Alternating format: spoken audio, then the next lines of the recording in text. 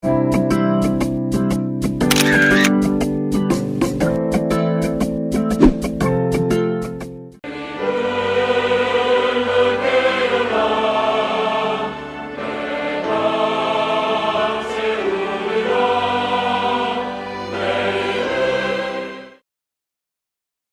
은혜 받으실 말씀은 빌립보서 4장 6절에서 7절까지 말씀입니다. 빌립보서 4장 6절에서 7절까지 말씀을 다 같이 봉독하시겠습니다.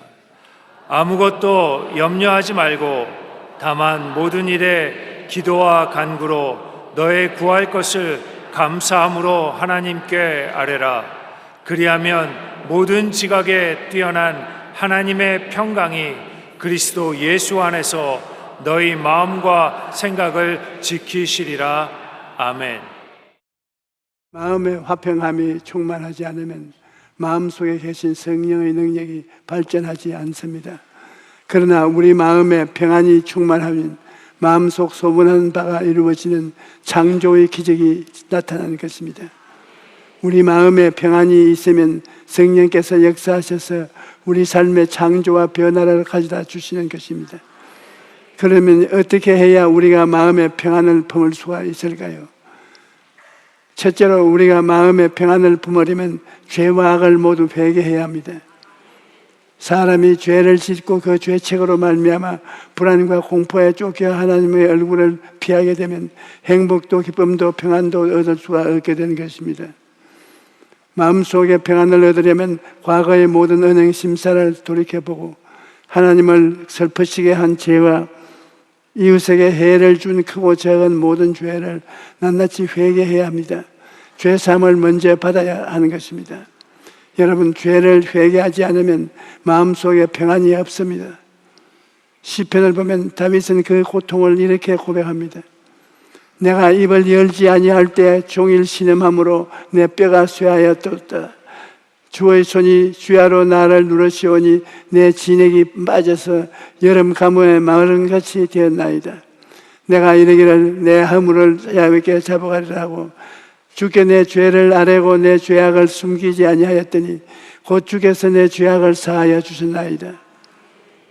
죄를 회개하지 않을 때는 마음속에 고통이 가득했지만 죄를 자복하고 회개하자 하나님께서 죄를 사하시고 다윗의 마음속에 평안이 가득하게 되었다고 고백한 것입니다. 여러분, 우리가 아침에 자고 일어나면 이불을 개고 밤 청소를 하는 것처럼 우리 마음은 더러워지기 쉽기 때문에 항상 청소를 해야 합니다. 교회에 와서 마음을 정결케 하고 난 다음에도 세상에 나가면 살면 또 마음이 어지러워지고 더러워지고 추해지는 것은 당연한 이치인 것입니다. 그러므로 날마다 자기를 돌아보고 회개를 통하여 마음을 청소해야 하는 것입니다. 잠언 28장 13절에 자기의 죄를 숨기는 자는 형통하지 못하나 죄를 자복하고 버리는 자는 불쌍히 여김을 받으라고 말합니다. 우리가 죄를 자복하면 하나님께서 우리를 불쌍히 여기셔서 은혜를 베푸시는 것입니다. 둘째로 마음의 평안을 얻으려면 하나님의 뜻을 항상 받아들여 순종해야 합니다. 우리가 하나님의 말씀에 순종할 때 마음에 평안이 있고 주 안에 계신 성령께서 역사하시는 것입니다. 저는 옛날에 가난할 때 단돈 200불 가지고 미국에 선교하러 다녔습니다. 하루는 복음을 전가하고 저녁에 차를 타고 호텔로 돌아오는데 라디오 방송을 듣다가 아나운서가 이렇게 말을 하는 것을 들었습니다. 우리는 기독교 방송인데 우리 방송국 기지가 날아갔으니 헌금을 해 주십시오. 그런데 갑자기 성령께서 내가 가지고 있는 200불을 다 방송국에 헌금에 내놓아라, 그렇게 말씀하셔서 난 너무나 깜짝 놀랐습니다. 아, 하나님, 내가 200불을 다 내놓으면 저는 미국에서 거지가 되는데요, 여기는 한국 사람도 없는데 내가 어디에서 얻어먹고 돌아다니니까 안 돼요. 그러니까 성령께서 그 돈은 내 돈이니 내놓아라. 그래서 할 수 없이 내가 그 돈을 방송국에 보냈습니다. 그리고 호텔로 돌아와서 잠을 자는데 시험이 들어 못 견디겠어요. 몇 번이나 일어나서 돈 다시 떼놓으라고 하고 싶었습니다. 그러다 전날이 마지막 집회인데 설교를 하고 난 다음에 내가 밖에 나가서 사람들하고 악수를 하고 있는데 어떤 사람이 오더니만 목사님 와서 안수 좀 해 주십시오. 우리 아내가 어린아이를 낳고 난 다음 장님이 되었는데 목사님의 방송을 듣고 안수기도 받게 해달라고 해서 데리고 나왔으니 안수 좀 해 주십시오. 그래서 그 자매님을 위해서 안수를 하니까 벌벌 떨더니만 그만 쓰러져 버려요. 내가 밀지도 않았는데 넘어져 버려요. 넘어져서 벌벌 떨고 있는 것을 보고 내가 속으로 큰일 났구나. 돈도 한 푼도 없고 내가 밀지도 않았는데 자기가 넘어져서 떨고 있으니 늦은 탕이 생기지 않았느냐. 그런데 얼마 있지 않아서 그 자매가 일어나더니만 아 보인다 하고 고함을 쳤습니다.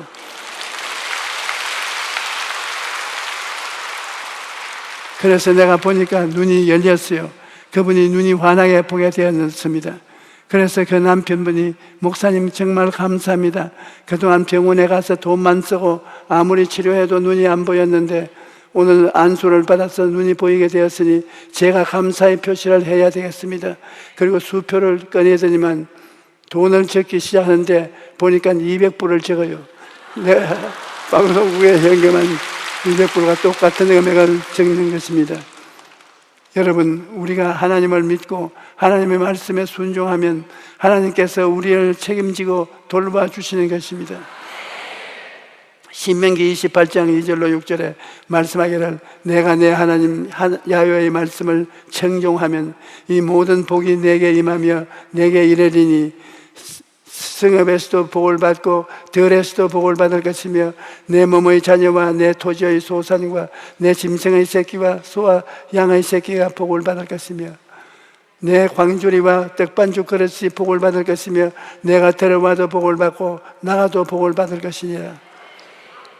하나님의 말씀에 순종하면 하나님께서 여러분의 삶에 복을 주시고 또 모든 대적들을 제거하셔서 삶의 평안을 주시는 것입니다. 셋째로 마음속에 평안을 얻기 위해서는 모든 짐을 주님께 맡겨야 하는 것입니다. 이 세상에 예수 안 믿는 사람은 문제를 만났을 때 3차원적 해결책을 찾습니다.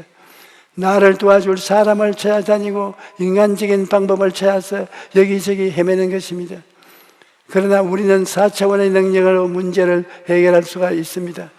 4차원의 성령께서 우리와 함께 계시기 때문에 우리는 3차원의 공격에 대하여 4차원의 능력으로 대적할 수가 있는 것입니다. 로마서 8장 5절로 6절에 육신을 따르는 자는 육신의 일을, 영을 따르는 자는 영의 일을 생각하나니 육신의 생각은 사망이요 영의 생각은 생명과 평안이라고 말합니다. 우리가 성령을 따르면 우리 마음속에 평안이 충만하게 되고 마음속에 평안이 충만하면 성령께서 역사하시는 것입니다. 그 다음으로 우리는 모든 문제를 하나님께 맡겨야 하는 것입니다. 예수님께서는 나의 멍에는 쉽고 내 짐은 가볍다고 말씀하셨습니다. 예수님은 우리의 짐을 대신 짊어지고 십자가에 달려 죽으셨습니다. 죄의 짐, 허물의 짐, 질병의 짐, 가난과 저주의 짐을, 죽음의 짐을 십자가에서 다 청산하신 것입니다. 그러므로 이제 우리는 모든 짐을 주님께 맡기고 오중복음과 삼중축복을 누리면서 살아갈 수가 있습니다. 예수님께서는 수고하고 무거운 짐진 자들아 다 내게로 오라 내가 너희를 쉬게 하리라고 말씀하셨습니다. 예수님은 지금도 우리 앞에서 손을 내밀고 짐을 맡기라고 말씀하십니다. 우리가 주님께 나아가서 수고하고 무거운 짐을 맡기고 나면 내가 할 일이 없지 않겠습니까? 그래 우리의 마음에 기쁨과 평안이 넘쳐나게 되는 것입니다. 넷째로 마음속에 평안을 얻기 위해서는 평안이 올 때까지 기도해야 합니다. 하나님께서는 너는 내게 부르짖어라 내가 내게 응답하겠고 내가 알지 못하는 크고 은밀한 일을 내게 보이리라고 말씀하셨습니다. 우리는 이 약속의 말씀을 붙들고 마음의 평안이 올 때까지 기도하고 또 기도해야 합니다. 여러분, 기도를 할 때는 분명한 목표를 가지고 기도해야 합니다. 목표가 분명해야 간절히 기도할 수가 있습니다. 기도할 때 아예 소나기처럼 집중적으로 해야 기도의 능력이 홍수처럼 넘쳐나는 것입니다.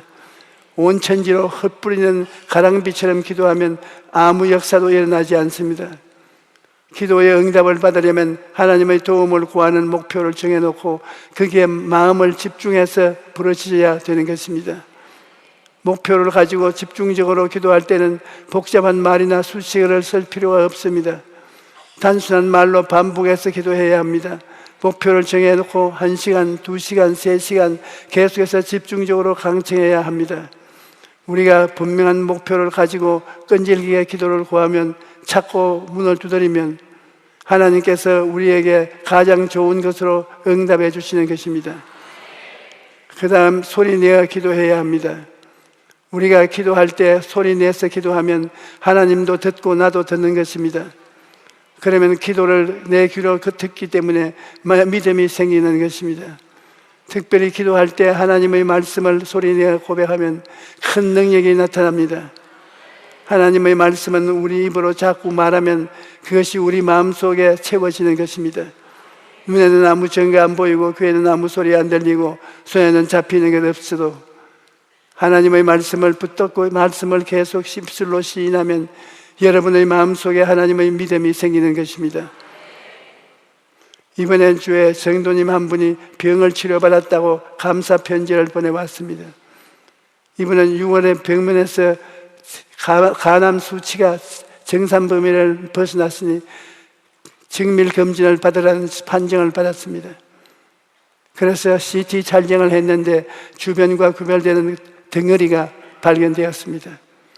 의사는 아직 덩어리가 작고 CT 결과로는 간암 판별이 어려우니 3개월 후에 MRI 촬영을 받으라고 말했습니다.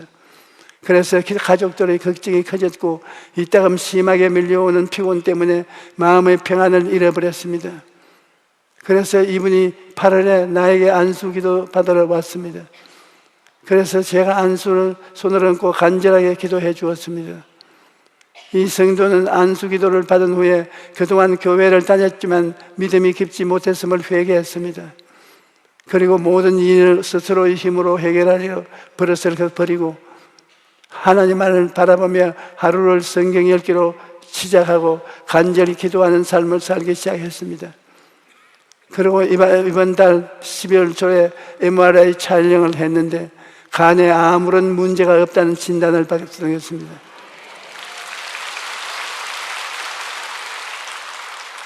그분이 편지에 쓰기를 목사님, 저는 살아계시며 기도를 들으시는 하나님을 체험했습니다. 하나님께 깊이 의지할수록 마음의 평안이 있음을 깨닫게 되었습니다.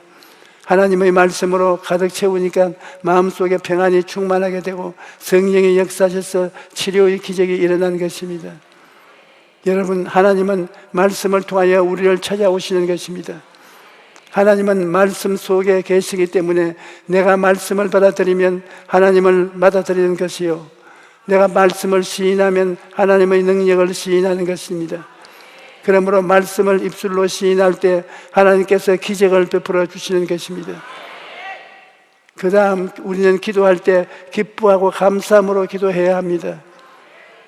빌립보서 4장 6절에 아무것도 염려하지 말고 다만 모든 일에 기도와 간구로 너희 구할 것을 감사함으로 아뢰라 말한 것입니다. 그날 기도하지 않고 감사함으로 아뢰라는 것입니다. 시편 50편 23절에 보면 감사로 제사를 드리는 자가 나를 영화롭게 하나니 그의 행위를 옳게 하는 자에게 내가 하나님의 구원을 보이리라고 말씀하신 것입니다. 감사하면 하나님께서 영화로움을 느끼신다고 했습니다. 그리고 감사하는 자에게 하나님의 구원을 보이신다고 말씀하는 것입니다. 그렇기 때문에 우리가 크고 작은 일에 감사하는 것을 잊어서는 안 됩니다. 감사가 하늘 문을 열어놓는 것입니다. 저는 원래 감사가 부족한 사람이었습니다. 그런데 하나님께서 저를 결정적으로 변화시킨 때가 있었습니다. 어느 날 기도 중에 하나님께서 말씀하시기를 너는 나의 뜻대로 살겠느냐? 예, 당연히 주님의 뜻대로 살겠습니다. 항상 기뻐하라, 쉬지 말고 기도하라, 범사에 감사하라, 이것이 내 뜻이니라. 내가 이 뜻을 너무나 잘 안다. 그런데 너희 생애 가운데 항상 기뻐하느냐? 근심이 있으면 쉬지 않고 기도하여 하나님께 다 맡기느냐? 범사에 감사하느냐? 그렇게 말씀하셨습니다. 제가 그 말씀을 듣고 그때부터 감사하기로 마음에 결심을 했습니다. 그래서 고통이 다가오면 하나님 감사합니다. 하나님께서 감사하라고 하시니 감사합니다. 저는 모르지만 하나님께서 모든 것이 합력하여 선을 이루길 알기 때문에 감사합니다. 그렇게 기도했습니다. 그러고 나니까 그 결과가 어떻든 간에 마음에 평안해져서 잠도 잘 오고 소화도 잘 되고 기뻐졌습니다. 여러분도 고통과 괴로움이 다가올 때 눈을 들어 감사하고 언제나 긍정적인 태도를 취하십시오. 그러면 마음속에 한없는 평안이 다가오고 하나님께서 모든 일을 합력하여 선을 이루어 주실 것입니다. 또 우리가 기도할 때는 확실히 이룰 줄 믿고 긍정적인 마음으로 기도해야 됩니다. 기도하면서도 마음속에 될까 안 될까 자꾸 의심을 하면 안 되는 것입니다. 물론 의심이 다가오는 것이죠. 그러나 여러분, 믿음을 선택합니다. 내가 믿겠다고 선택을 하면 믿는 것입니다. 내가 의심하겠다고 생각을 하면 자꾸 의심하게 되는 것입니다. 나는 사나 죽어나 믿겠다, 나는 의심을 받아들이지 않는다, 이렇게 단호하게 결심하면 예수 이름으로 의심을 물리치고 믿음으로 살 수 있는 것입니다. 야고보서 1장 6절로 7절에 오직 믿음으로 구하고 복음도 의심하지 말라. 의심하는 자는 마치 바람에 밀려 요동하는 바다 물결 같으니 이런 사람은 무엇이든지 주께 어찌를 생각하지 말라. 여기에 의심하지 말라고 명령했습니다. 우리의 마음에 의심하지만 않겠다고 결심하면 의심 받아들이지 않을 수 있기 때문에 그렇게 말한 것입니다. 그 다음 우리는 기도할 때 마귀를 대적하고 기도해야 합니다. 제가 덴버 콜로라도에서 집회를 하는데 아르헨티나에서 오신 실베소라는 목사님이 제게 와서 이런 간증을 했습니다. 그는 오랫동안 은행의 간부였는데 갑자기 전신이 마비되는 병에 걸렸습니다. 앞으로 석 달밖에 못 산다, 온 전신이 마비가 되어서 죽는다, 이차의 판정을 받은 것입니다. 그래서 온 가족들이 합심으로 금식하며 주님께 부르짖어 기도했습니다. 그런데 어느 날 이분이 교회에 가서 기도하는데 너는 마치 일선에 있는 군인이 적의 총탄에 맞아 부상을 입은 것처럼 내 선교를 방해하려는 마귀에 의해 부상을 입은 것이다. 내가 계속 기도하면 마귀를 능히 이길 수가 있다. 그러므로 낙심하지 말고 마귀를 대적하고 계속 기도하라. 그런 하나님의 음성이 마음속에 들어왔습니다. 그때부터 이분이 눈에 보이는 것 없고 눈에 손에 잡히는 것 없어 결사적으로 매일같이 하나님께 부르짖어 1년 동안 기도했습니다. 1년 동안의 전신마비 상태에서 주님께 부르짖어 기도했는데 어느 날 하루아침에 자고 일어났더니 완전히 건강하게 된 것입니다. 그래서 은행을 그만두고 신학교에 들어가서 공부하고 목사가 되었다는 것입니다. 여러분, 우리가 하나님 앞에 나갈 때 언제나 알아야 될 것은 하나님과 우리 사이를 막는 마귀의 회방이 있다는 것입니다. 그러나 인내와 끈기로서 끝까지 마귀를 대적하면 반드시 이기는 것입니다. 예수님께서는 내가 너희에게 뱀과 전갈을 밟으며 원수의 모든 능력을 제어할 권능을 주었으니 너희를 해칠 자가 결단코 없으리라고 말씀하셨습니다. 우리는 예수 그리스도 안에서 내가 어떠한 사람이 되었는지를 알아야 할 것입니다. 내가 그리스도 안에서 어떠한 사람이 된 것을 모르면 마귀에게 위협을 당하고 협박을 당하고 공격을 당합니다. 하지만 내가 어떠한 사람인 줄 알면 기도로서 마귀를 대적해서 싸워 이길 수가 있는 것입니다. 야고보서 4장 7절에 그런즉 너희는 하나님께 복종할지어다 마귀를 대적하라 그리하면 너를 피하리라고 말합니다. 그러므로 우리는 마귀가 오는 것을 보고서 그냥 입 다물고 있어서는 안 됩니다. 두려워해서 뒤로 물러가도 안 됩니다.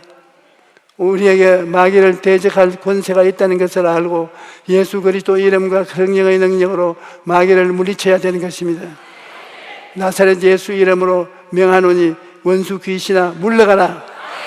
이렇게 단호하게 마귀를 대적하면 마귀가 한 길로 왔다가 7길로 물러나고 마는 것입니다. 여러분, 마음의 평화는 믿음, 소망, 사랑의 기본이요 모든 생명의 기본입니다. 예수님께서는 평안을 너희에게 끼치노니 곧 나의 평안을 너희에게 주노라. 내가 너희에게 주는 것은 세상에 주는 것과 같지 아니하니라. 너희는 마음에 근심하지도 말고 두려워하지도 말라고 말씀하셨습니다. 이 세상에 사는 사람들은 모두 존재적으로 불안합니다. 한 가지 불안이 사라지면 항상 다른 불안이 꼬리를 물고 다가옵니다. 그러나 우리는 모든 불안과 두려움을 이기고 예수님이 주신 평안을 누리며 살아갈 수가 있습니다. 죄를 회개하고 하나님의 뜻에 순종하고 모든 문제를 주님께 맡기고 기도하면 어떤 환경 속에서도 마음속에 평안을 누리면서 살아갈 수 있는 것입니다. 오늘 오신 여러분이 모두에게 그러한 은혜가 있기를 예수님 이름으로 축원합니다. 할렐루야.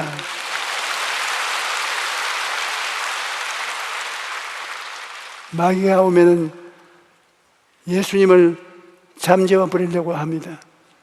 우리가 예수를 믿는다고 하면서 왔다 갔다 하기만 하고 전심으로 마음으로 예수를 믿지 않으면 주님께서 우리 마음에 들어오셨으나 주무시고 맙니다.